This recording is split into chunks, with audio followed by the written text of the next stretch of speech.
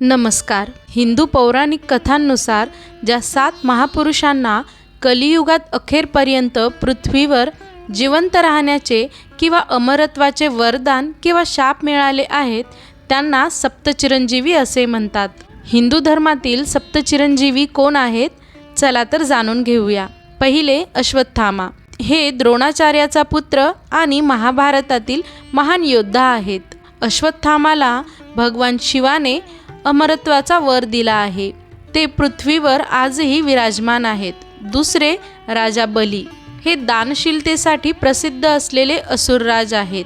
राजा बली हे सत्य, वचनबद्धता आणि दानशीलतेचे प्रतीक आहेत. त्यांची कीर्ती आजही अमर आहे. तिसरे महर्षी वेदव्यास. हे महाभारत आणि अनेक पुराणांचे रचनाकार महर्षी आहेत.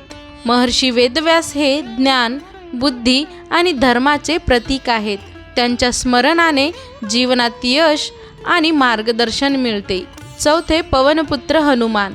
हे श्रीरामांचे परमभक्त आणि अतुलनीय शक्तींचे प्रतीक आहेत.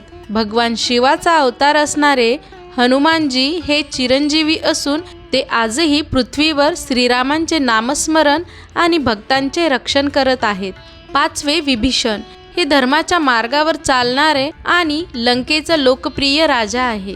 विभीषण हे रावणाचे भाऊ होते, परंतु त्यांनी नेहमी धर्माच्या मार्गावर आचरण केले.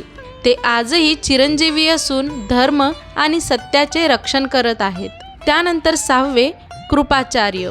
हे महाभारतातील महान गुरु व अतुलनीय योद्धा आणि चिरंजीवी होते.